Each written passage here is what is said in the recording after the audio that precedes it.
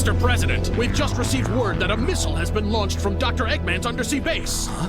Find out where it's headed right away. Roger, this is Central Command. Mr. President, we have confirmation. Central Command 1. The missile is headed for the moon. I should have known. Mr. President. Yes, what's happening? It's Dr. Eggman. He's on the TV phone. Huh? Good evening, sir. I wanted to apologize for that nasty Ark business. That was so unfortunate. And to show you how very sorry I am to have caused such a calamity, I thought I would offer to mend the moon for you free of charge. It's the least I can do. That's good news, Eggman. Getting it perfectly round won't be easy. But with a little luck and a whole lot of elbow grease, I'll have it patched up in a jiffy. Okay? Can we trace that? He certainly is full of surprises, isn't he?